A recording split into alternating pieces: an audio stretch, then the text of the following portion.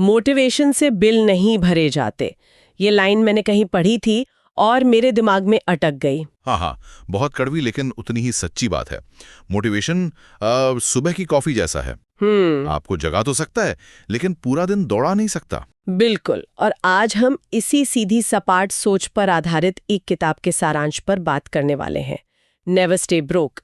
इसका मुख्य संदेश बहुत सरल है, लेकिन हम अक्सर उसे नजरअंदाज कर देते हैं। क्या है वो? यही कि अगर पैसा कमाने के बाद उसे संभालने का कोई सिस्टम नहीं है तो बार बार पैसों की तंगी का सामना करना पड़ेगा, चाहे कोई कितना भी कमा ले। सही बात है।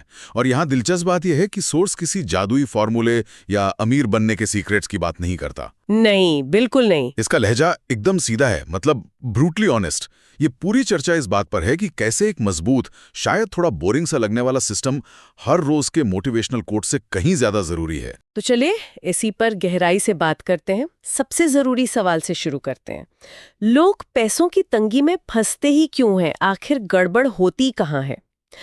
तो सोर्स इसके कुछ मुख्य कारण बताता है और मुझे लगता है हम में से कई लोग ना इससे काफी रिलेट कर पाएंगे।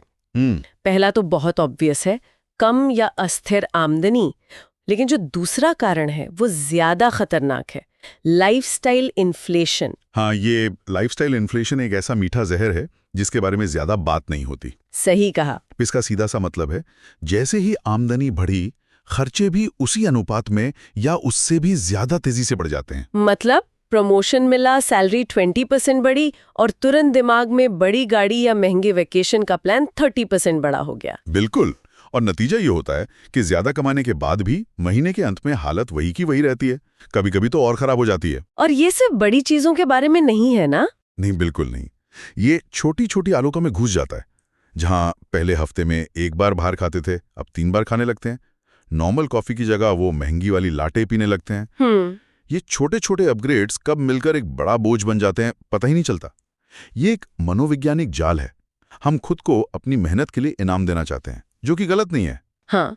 लेकिन बिना सिस्टम के यही इनाम एक सजा बन जाता है। सही कहा। और इसी से जुड़ा है तीसरा कारण, बजट का न होना। मतलब महीने के अंत में ये सोचना कि अरे पैसे गए कहाँ? हाँ, बिल्कुल वही। ये इस बात का सीधा संकेत है कि पैसे की कोई दिशा ही नहीं थी, वो बस बहता चला गया। बिल्कुल। लोग बजट को एक बंधन की तरह देखते हैं, जबकि सोच कहता है कि ये आजादी है। यह आपके पैसे को एक काम देने जैसा है, एक मकसद देने जैसा। हाँ, एक मकसद। इसके बिना पैसा बस भावनाओं और तात्कालिक इच्छाओं के हिसाब से खर्च होता रहता है। और इसके अलावा 2 और बड़े कारण हैं, इमरजेंसी फंड की कमी और कर्ज का गलत इस्तेमाल। और शायद सबसे जरूरी, समय के साथ अपनी स्किल्स को अपग्रेड ना करना। यहाँ जो पैटर्न उभर कर आता है वो ये है कि ये सभी कारण एक दूसरे से जुड़े हुए हैं। ये अलग अलग समस्याएं नहीं है, ये एक ही बड़ी सिस्टम की विफलता के लक्षण है। सोचिए, अगर किसी के पास इमरजेंसी फंड नहीं है तो एक छोटी सी मुश्किल भी, हाँ, गाड़ी का एक टायर पंचर होना भी उन्हें क्रेडिट कार्ड का कर्ज लेने पर मजबूर कर सकता है। अगर स्किल्स अपग्रेड नहीं हो रही हैं तो आमदनी नहीं बढ़ेगी। तो ये कोई बदनसीबी नहीं है, ये तो सीधे सीधे सिस्टम के फेल होने का नतीजा है। मतलब ये एक जाल है जिससे निकलना मुश्किल हो जाता है। बिल्कुल। तो इसका समाधान क्या है? सोर्स पैसे को संभालने के लिए एक बहुत ही सरल लेकिन शक्तिशाली नियम बताता है। पहले खुद को भुगतान करें, यानी पे योरसेल्फ फर्स्ट। ये सुनने में थोड़ा अजीब लग सकता है, हाँ, पर ये शायद फाइनेंशियल सलाह का सबसे पुराना और सबसे शक्तिशाली सिद्धांत है। इसका मतलब ये नहीं कि आप अपने लिए कुछ खरीदें, इसका मतलब है कि आपकी भविष्य की आर्थिक सुरक्षा आपकी पहली जिम्मेदारी है। इसे थोड़ा और साफ करते हैं। सोर्स एक क्रम बताता है और वो क्रम ही इसका सारा राज है। वो सीक्वेंस बहुत जरूरी है। सिस्टम ऐसा होना चाहिए, पहला आमदनी अकाउंट में आती है, दूसरा उसी दिन सबसे पहला ट्रांजैक्शन खर्च का नहीं बल्कि बचत या निवेश का होना चाहिए। हाँ, एक तय रकम, चाहे 10% हो या 20%, तुरंत एक अलग अकाउंट में चली जानी चाहिए। बिल्कुल। अब जो पैसा बचा है उससे अपने निश्चित खर्चे पूरे करें, किराया, ईएमआई, बिल्स। और फिर जो बचे उसे बाकी के खर्चों पर इस्तेमाल करें, घूमना फिरना, शॉपिंग वगैरह। लेकिन यहाँ एक प्रैक्टिकल सवाल उठता है। ये सुनने में तो बहुत अच्छा लगता है, पर उस व्यक्ति का क्या जिसके महीने के खर्चे ही मुश्किल से पूरे हो रहे हों? अच्छा सवाल है। वो शुरुआत में कैसे कुछ अलग रखे? तो फिर वो कहता है, आदत बनाने पर ध्यान दो, रकम पर नहीं। अगर अपनी कमाई का 1% भी अलग रख सकते हैं तो वहां से शुरू करें, चाहे वो सिर्फ 500 रुपया महीना ही क्यों ना हो। अच्छा। मुद्दा यहाँ गणित से ज्यादा मनोविज्ञान का है।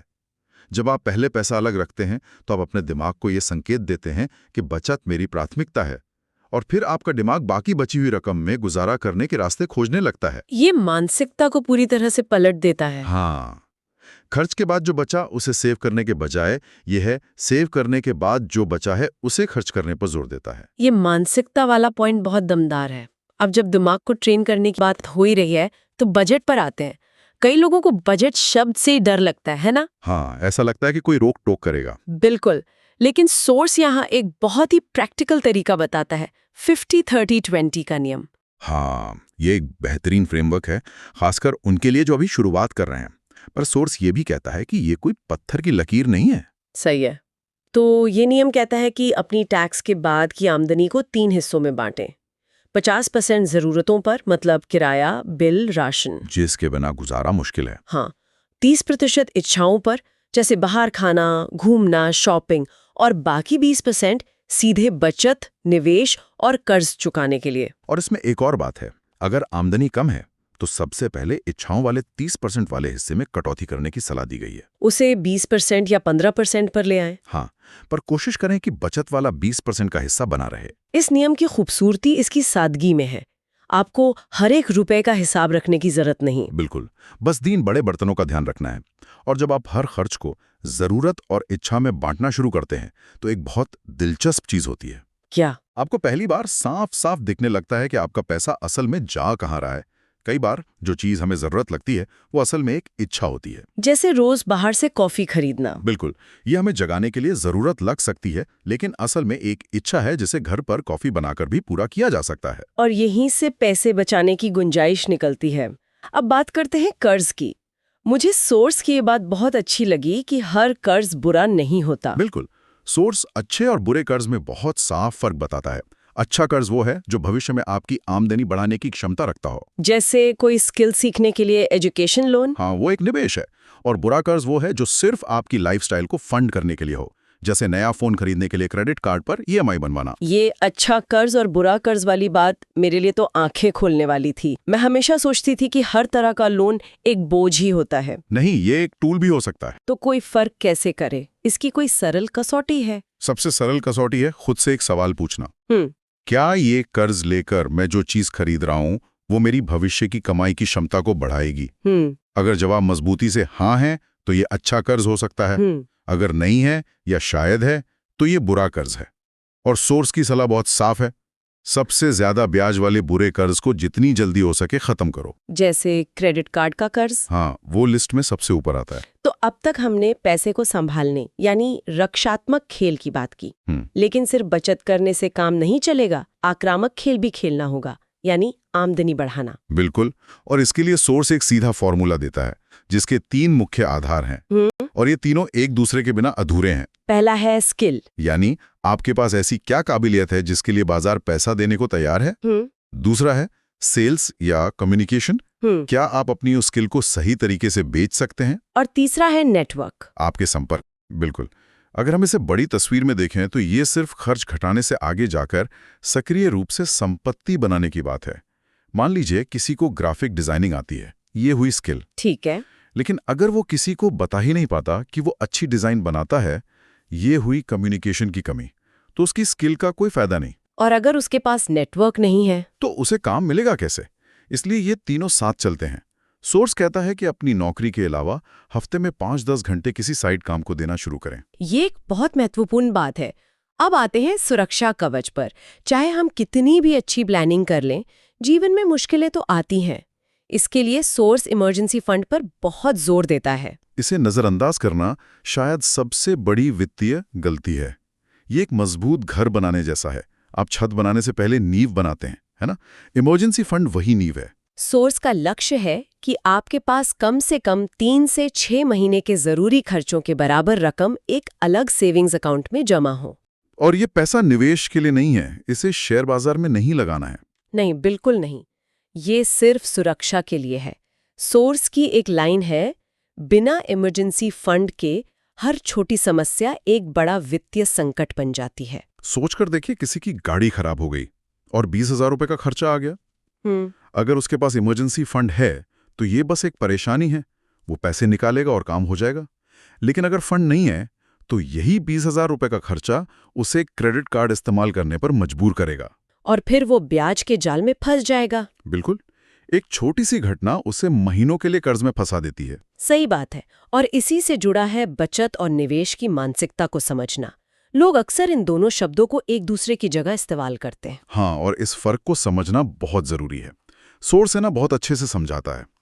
बचत का मकसद है सुरक्षा, सेफ्टी, ये आपका रक्षात्मक खेल है। और निवेश? निवेश का मकसद है ग्रोथ, ये आपका आक्रामक खेल है। ये आपके पैसे को आपके लिए काम पर लगाता है।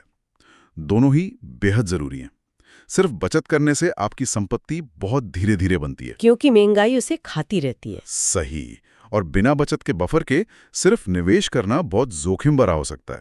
मान लीजिए किसी ने सारा पैसा शेयर बाजार में लगा दिया और उसकी नौकरी चले गई, तब तो उसे मजबूरी में नुकसान में अपने निवेश बेचने पड़ सकते हैं। बिल्कुल। इमरजेंसी फंड आपको वो सुरक्षा देता है कि आप बुरे समय में अपने निवेशों को हाथ ना लगाएं। तो ये पूरी बातचीत सुनने में बहुत अच्छी लगती है, लेकिन असली सवाल वही है, कोई शुरुआत कैसे करे? इन सब बातों का निचोड़ क्या है? हाँ, एक्शन प्लान क्या है? सोर्स इसका भी जवाब देता है, एक सीधा साधा 7 कदमों का एक्शन प्लान। और इसकी खासियत यह है कि इसे आज से ही शुरू किया जा सकता है। बिल्कुल। पहला कदम, आज से ही अपने खर्चों को ट्रैक करना शुरू करें, बस रोज 5 मिनट। दूसरा, अगले महीने का एक मोटा मोटा बजट बनाएं, 50-30-20 नियम का इस्तेमाल करके। परफेक्ट होना जरूरी नहीं है। नहीं। तीसरा, एक इमरजेंसी फंड का अकाउंट खोलें और उसमें कुछ पैसा डालें, चाहे 500 रुपए ही क्यों ना हो। चौथा, अपने सभी ज्यादा ब्याज वाले कर्ज की एक लिस्ट बनाएं। बस एक लिस्ट। हाँ, बस लिस्ट। पांचवा, अगले 30 दिनों के लिए कोई एक हाई इनकम स्किल चुनें जिसके बारे में आप सिर्फ सीखें। छठा, साइड इनकम का कोई एक सरल मॉडल चुनें। और सातवां, ऑटो इन्वेस्ट शुरू करें, एक छोटी सी SIP। इन कदमों की सबसे अच्छी बात इनकी व्यावहारिकता है। मुद्दा ये नहीं है कि सब कुछ एक साथ किया जाए, मुद्दा है कि कहीं से शुरुआत की जाए, चाहे कितनी भी छोटी क्यों ना हो। हाँ, सिर्फ अपने खर्चों को एक हफ्ते तक ट्रैक करने से ही आपको अपने पैसे के बारे में इतनी जानकारी मिल जाएगी जो पहले कभी नहीं थी।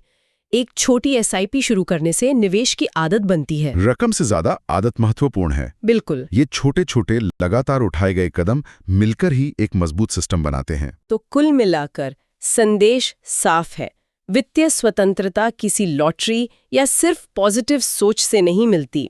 जैसा कि सोर्स कहता है, पैसा स्किल, सिस्टम और अनुशासन का नतीजा है।